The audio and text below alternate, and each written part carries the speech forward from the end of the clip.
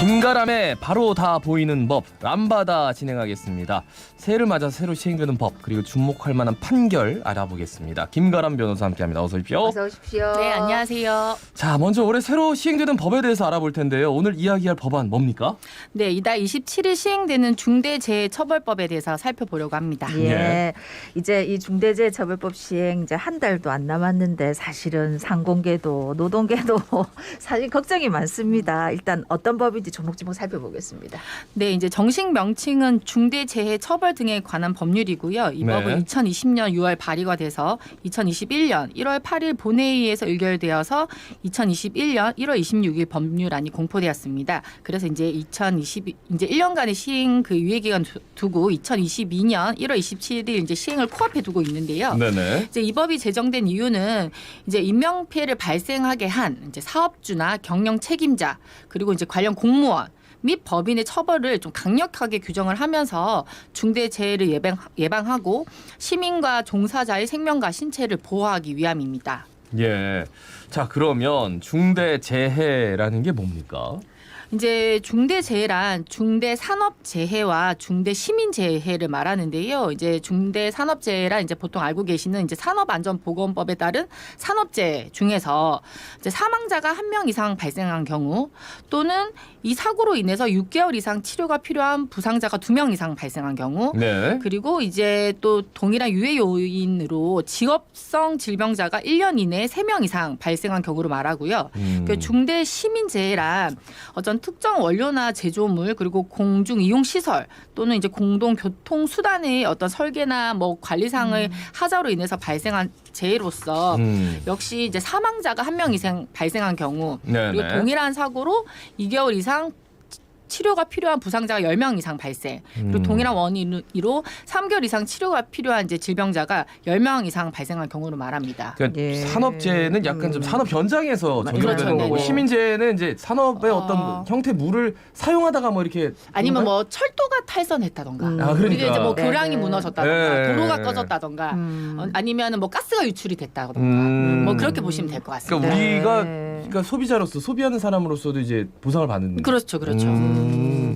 사실은 뭐 지금까지 중대재해 발생이 계속 끊임없이 이어져 오고 있는데 근데 뭐 사람이 죽어도 책임지는 사람은 없고 진짜 뭐 솜방망이 처벌에 불과했다 이런 비난이 많아서 이런 게 이제 제정된 거 아닙니까? 근데 처벌은 어떻게 되는 겁니까? 근데 이제 아주 처벌이 강력해졌습니다. 그래서 예전에 뭐 다리가 무너진다던가 백화점이 무너진다던가 하면 어떤 이제 과실 책임이다 이렇게 해가지고 좀 사실 처벌이 인명 피해는 많았는데 조금 좀 약간 흐지부지 흐지부지 됐죠. 됐습니다. 네. 그래서 이제 어떻게 법에서는 규정을 했냐면 이제 중대산업재해에 이르게 한 사업주 또는 경영 책임자들은 무조건 1년 이상의 징역 또는 10억 원 이하의 벌금에 처한다. 이 경우는 징역과 벌금을 이제 병가를 할 수 있도록 규정을 하고 있고요. 다 할 수 있다. 예, 예. 같이. 그리고 만약에 이제 이런 선고를 받고 형이 확정된 후에 5년 이내에 다시 또 동일한 뭐 사고가 생겼다. 네네. 그러면 이제 그 형의 2분의 1까지 가중할 수가 있습니다.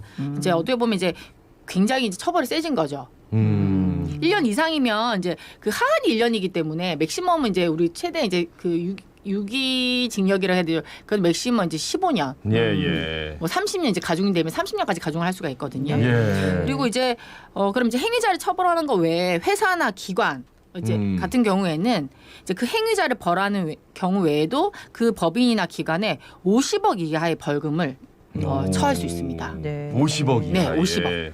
그리고 그러니까 그 행위자는 10억 이하의 벌금. 이제 개인적으로도 벌금을 물게 되는 거고 네. 징역도 받게 되는 거고 그리고? 그럼 이제 행위가 소속한 이제 법인이나 회사 가 있는 경우에는 이제 그 벌금을 처하는 거죠. 처하는 거군요. 그러면 이제 그 사업자 입장에서는 야, 이거 너무 좀 과한 것 아닌가라는 얘기를 하면서 그러니까 무조건 처벌되는 건가? 이렇게 얘기를 할 것 같아요. 맞습니다. 그래서 이게 법을 살펴보면 이제 무조건은 아니고요. 네. 이제 법에서 사업주가 지켜야 할 여러 가지 이제 의무 사항을 규정해 놓고 있습니다. 네. 그래서 어떤 의무냐 이제 살펴보면 법제 4조에서 사업주 또는 경영 책임자 등은 종사자의 안전, 보건상 유해 또는 위험을 방지하기 위해서 그 사업장의 특성이나 규모 등을 고려해서 적절한 조치를 하여야 한다. 네. 보면 이제 특성이나 규모를 좀 고려해주겠다. 예, 예. 그러면 이제 적절한 조치가 무엇이냐? 그럼 재해 예방에 필요한 인력이나 예산 등을 확보해서 안전보건관리 체계를 구축해라. 그리고 그 이행에 대해서 또 조치를 해라. 예, 예. 그리고 만약에 재해가 발생한 경우에는 앞으로 안 일어나게끔 재발 방지 대책을 수립을 하고 또 그거를 잘하고 있는지 관리 감독을 해라.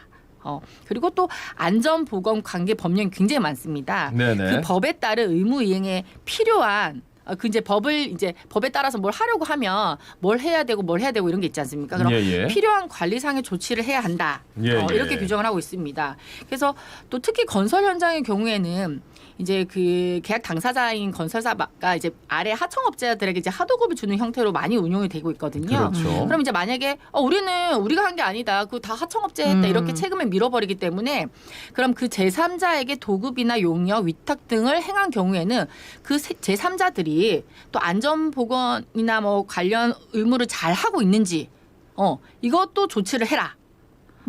이래서 이런 것들을 위반한 경우에만 처벌을 할 수가 있게끔 법에서 규정을 하고 있습니다. 그래 이게 지금 너무 강력하다라고 얘기하지만 이 지금 이런 걸 위반한 경우에만 처벌하도록 했다 하는 내용을 보면은 예방해야 된다, 인력을 확보해야 된다, 대책을 수립해야 된다. 넌 다 했다 이렇게 하면 그뿐인 거 아닙니까?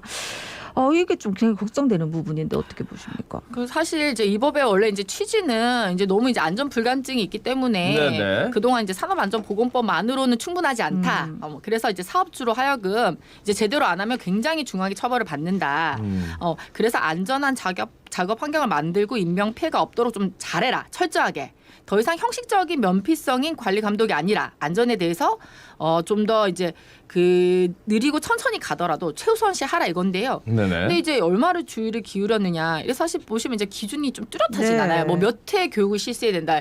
뭐 규모가 만약에 회사의 자본이 얼마며 그것 대비 몇 퍼센트의 얼마 정도의 뭐 예산을 확보해라. 네. 네네. 이런 게 사실 좀 그 시행령도 그렇고 아직까지 이렇게 구체적으로 규정이 되어 있지 네. 않습니다. 예, 예. 그래서 벌써 이제 그 노동계에서는 사실 그러면 이제 경영 책임자의 안전 보고 의무인 그리고 적정한 조직 인력 예산 뭐 어떤 수준이냐. 그리고 만약에 이제 원 하청 경우가 굉장히 많은데 그럼 그 종사자에 대한 안전 보건 의무를 누가 정확하게 이행하라고 책임을 져야 되냐. 뭐 이러면 아예 안전 보건 책임자라는 어떤 허울만 좋은 그 사람을 임명을 해놓고 네네. 결국에 이제 사건이 터지면 이 사람이 제대로 안 했다. 됐다. 네. 우리는 이 사람으로 하여금 보수도 하겠다. 주고 관리도 하여금 했는데 이렇게 어떻게 보면 꼬리 자르기 식으로 할 수 있지 않느냐 이런 이제 지적도 나오고 있거든요. 그래서 사실 이제 법이라는 게 모든 내용을 이제 다 빽빽하게 담을 수는 없어서 네네. 이제 함축적이고 추상적인 부분 좀 있습니다. 그래서 이거는 아무래도 지금 이제 법이 처음 만들어지다 보니까 이제 앞으로 이제 다양한 사례에 대해서 정부 차원에서 이제 유권 해석이 꼭 반드시 필요한 부분이라고 보여집니다. 일단 경종을 울리겠다라고 해서 굉장히 좀 처벌을 네네. 수위를 높게 한 것도 사실인데, 네네. 그러니까 제가 뉴스할 때 가장 좀 안타까운 게 어떤 법이 통과된 다음에 중대재해처벌법이 몇 개월 전에 통과됐음에도 불구하고 하면서 맞습니다. 산업 노동자의 네. 이 재해 소식을 전하는 게 맞습니다. 너무나 안타까웠는데.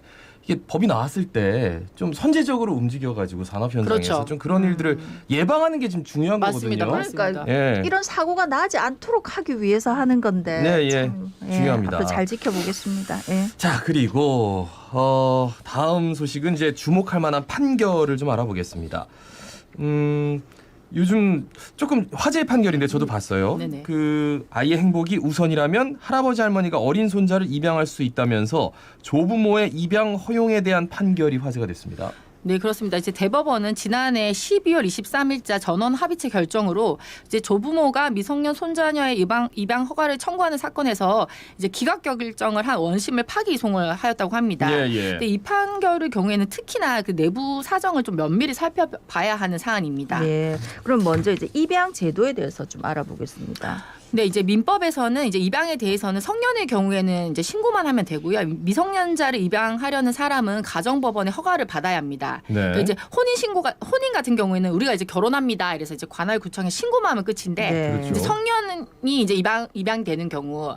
도 이제 신고만 하면 되는데 미성년자의 경우에는 법원에 이제 허가를 받아야 한다는 거죠. 이제 이 말은 다시 말해서 가정법원이 양자가 돼 미성년자의 복리를 위하여 그 양육 상황이나 입양의 동기 그리고 이제 양부모의 양육 능력 이제 그 밖의 사정을 고려해서 입양을 허가를 하지 않을 수도 있다는 것이거든요. 그렇겠죠. 그래서 이제 사실 이제 입양이라고 하면 우리가 딱 머릿속에 떠오르는 게 과거 이제 대를 잇기 위해서 이제 장자가 아들이 없는 경우에는 이제 같은 형렬에 뭐 작은 집에서 아들을 데려왔다. 네네. 뭐 이런 이제 남계 혈족의 아들을 양자로 들여서 이제 호적에 올리는 경우가 있었는데요. 이제 이 사건 같은 경우는 이제 조부가 손자녀를 입양하는 경우는 좀 사실 이례적인 경우긴 합니다. 네. 입양을 금지는 하고 있지 않거든요. 네. 그래서 예, 법적으로는 가정법원의 허가만 받으면 문제가 되는 사안은 아닙니다. 그럼 이제 이례적인 경우긴 하지만 조부가 입양을 할 수도 있다. 가정법원의 허가만 받는다면. 네네. 뭐 이런 얘기예요. 그래서 이거는 이제 제가 항상 말씀드리지만 이제 헤드라인만 보시면 안 되고 이제 사건을 이제 딱 들여다보면 네, 네. 예, 이 예. 경우는 이제 아이의 친생모가 이제 아이를 출산한 뒤에 생후 7개월까지는 자기가 이제 데리고 있다가 이제 아마 양육이 힘들어서 이제 자신의 부모 집에 이제 아이를 데려다 주고 그 다음부터는 아예 교류가 없었어요. 네.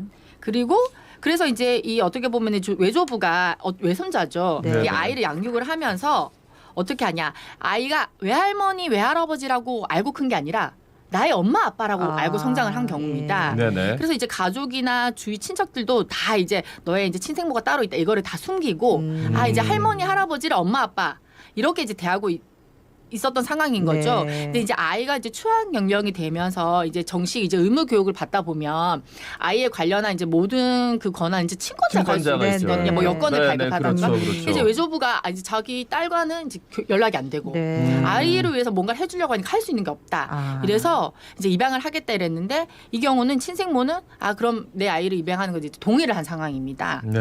그래서 이제 대법원의 이제 다수 의견은 자 이런 경우라면 단순히 양육을 넘어서 양친자로서의 이제 신분적 생활 관계를 형성하려는 의사가 있다. 그래서 이제 입양의 주된 목적을 살펴보면 이제 아이를 잘 키우기 위한 이런 것인지 아니면 뭐 요즘에 이제 뭐 재혼이나 국적 취득 아니면 이제 또 다른 어떤 혜택, 뭐 다자녀 혜택 이런 거를 받기 위한 것이냐. 그리고 그 친생 부모가 이제 입양에 동의를 할 때 예. 정말 이 입양이 된 경우에는 법적 효과가 어떻고 당신의 이제 권리가 어떻고 이런 거에 대해 다 정보를 제공받은 상태에서 정말 진실한 의사로 한 것인지 네네. 이런 걸 다 살펴본 다음에 최고로 판단돼야 되는 거는 입양이 정말 이 아이의 복리에 적합한지를 판단을 해야 한다. 그래서 이 경우는 이런 경우다. 라고 해서 이제 판단을 한 것입니다. 야, 이저 네. 할아버지 할머니가 참 훌륭하신 분이고. 그죠? 예. 그 사실 아이를 위해서 이렇게 하는 게 맞지 않나 하는 생각이 드는데 원심에서 뭐 이 사건에 기각을 내렸다고 반대하는 의견은 뭡니까 그러면? 그래서 이제 반대 의견도 논리가 아주 타당합니다. 네. 이제 반대 의견은 그래도 어쨌든 지금 생모가 생존해 있지 않느냐. 그래서 이제 외조부가 아이를 입양하면 이제 가족 내부 자체 질서에 혼란이 초래하고 네네. 만약에 이제 아이를 키우는데 이제 뭐 법률상 사실상의 장애가 있으면 미성년 후견 제도가 있기 때문에 다른 제도가 있기 때문에 충분히 그 어려움에 대한 장애를 제거할 수 있고 이제 아이에게도 사실 이러한 신분 관계를 숨기는 것보다는 정확하게 알리는 게 결국엔 아이에게 이롭지 않겠느냐. 그래서 오히려 지금 이제 입양을 통해서 이제 친생 부모가 아이에 대한 이제 책임을 회피할 수 있는 그런 가능성도 있지 않기 때문에 이제 그 친생모 입장에서는 우리 엄마 아빠가 내 아이를 잘 키워주니까 정말 그 아이에 대한 책임을 조금 회피할 수도 있지 않느냐. 이렇기 때문에 과연 사건 본인의 복리를 위해서 이게 정말 바람직하냐. 이건 좀 어렵지 않느냐. 이렇게 판단한 것이죠. 틀린 말은 아니네요. 그러니까 네. 다수 의견과 반대 의견의 이렇게 논리를 보시면 항상 그 최고법원에서는 정말 굉장히 그 논리가 다 합리적이에요. 그래요, 그러니까 맞아요. 둘 이 다 말도 일리가 맞고 있다. 저 말도 예. 맞고. 아니 근데 네. 그러니까 뭐 본인 나와놓고 책임을 회피하면 나중에 어떡할 거니? 그러니까. 그렇죠. 네. 그 분명히 일리가 그렇지 있네요. 그걸 안 하겠다는 거잖아. 그러니까 조부모한테 찬성했다는 거잖아. 그쵸, 그쵸. 입양을. 야 이게 굉장히 복잡한 문제네. 아이 참나. 딱히 이렇게 이게 맞다. 진짜 그쵸. 네네. 저울에 이렇게 있잖아요. 네, 맞습니다. 맞습니다. 그게 맞네, 그죠? 사실은 이 아이의 참 행복을 어렵다. 위해서 뭐가 제일 중요한지를 판단하는 그냥 게 그 아이가 맞는 행복했으면 것 같네. 좋겠습니다. 예. 네, 말씀 잘 들었습니다. 고맙습니다. 고맙습니다. 자, 김가람 변호사와 함께 진행했습니다. 예, 뭐 오늘도 이 말씀 끝으로 인사드려야 되겠네요. 마스크 단디 쓰고 손 매.